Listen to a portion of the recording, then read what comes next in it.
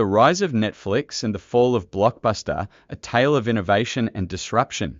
Once upon a time, in the 1990s, Blockbuster was a giant. The weekend ritual of renting a movie from the local Blockbuster was an integral part of life for millions of families. It was a business seemingly invincible, perched atop a $6 billion empire. But what happened next would rewrite the rules of the entertainment industry forever. This is the story of how Blockbuster laughed off a revolutionary idea only to find itself overtaken by Netflix, a startup no one saw coming. Welcome to BrandVanguard, where the stories are bigger, the facts sharper, and the entertainment, well, let's just say, we aim to keep you on the edge of your seat, no popcorn needed. If you're into business takedowns, epic success stories, or just want to hear about how one company laughed its way into oblivion looking at you, Blockbuster, you're in the right place. Sit back, relax, and let's dive into today's fascinating topic, because at BrandVanguard, we're about to unveil the kind of corporate drama you won't find anywhere else. The rise of Blockbuster. Founded in 1985, Blockbuster grew at an astronomical pace. By the late 90s, it boasted over 9,000 stores across the world. The convenience of grabbing a movie, taking it home, and watching it on a VHS tape made Blockbuster a household name. They dominated the rental industry with ease, collecting millions in late fees that had become a controversial, yet profitable, cornerstone of their business model. But what Blockbuster didn't foresee was that a storm was brewing. A young startup called Netflix was about to challenge everything they thought they knew about the business of movie rentals. The birth of Netflix? Enter Reed Hastings, a software engineer frustrated by a $40 late fee for returning a rented VHS tape late. Hastings realized that renting movies didn't need to be such a hassle. Alongside Mark Randolph, they brainstormed an idea, an online DVD rental service that would eliminate the need for physical stores and, more importantly, late fees. We didn't have to convince people to rent movies, they were already doing that. We just had to convince them to rent them differently. Launching in 1997, Netflix allowed customers to order DVDs online, which were mailed directly to their doorsteps. A prepaid return envelope would make it easy to send the DVDs back, no need to rush, and no penalties. The company's early success proved there was a demand for a more convenient, customer-friendly solution. The first meeting with Blockbuster. In the year 2000, Netflix was still a small player. Hastings and Randolph believed the industry giant Blockbuster might be interested in acquiring their service. They approached Blockbuster with an offer: buy Netflix for $50 million. Hastings, we believe Netflix can complement Blockbuster's business model, give you a foothold in the online world.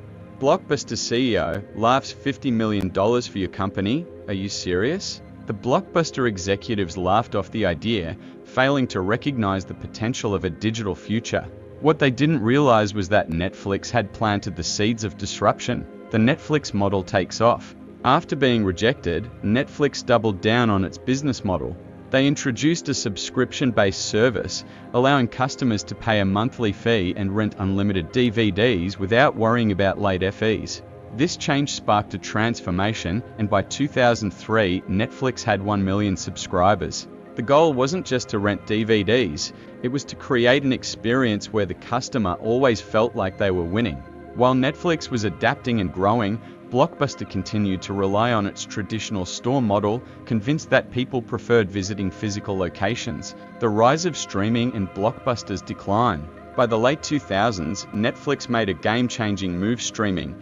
With high-speed internet becoming more accessible, they began offering movies and TV shows online, allowing customers to instantly watch content without waiting for DVDs to arrive in the mail. This was the future of entertainment.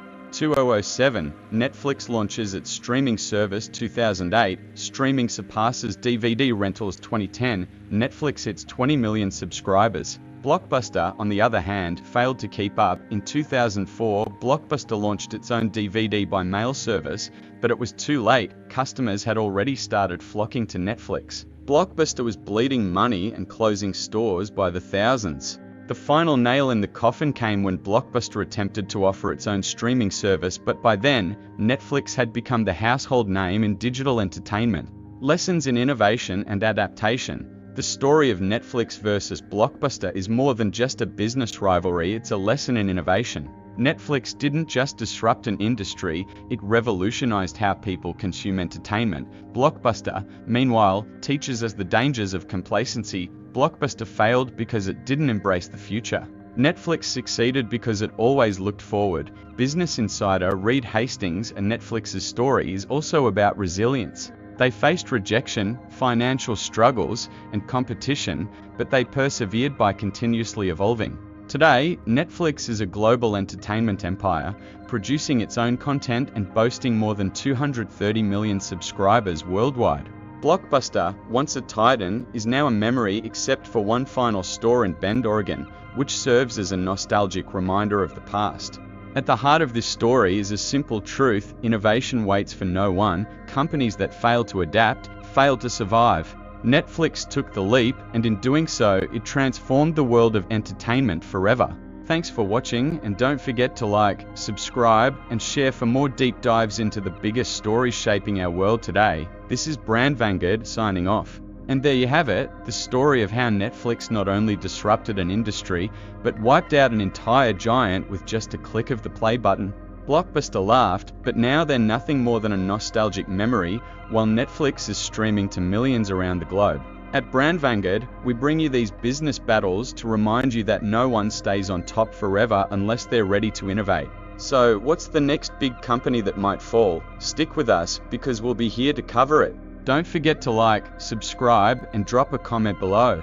Let us know what business story you want to see next. Until then, keep watching, keep learning, and most importantly, never underestimate the power of the underdog.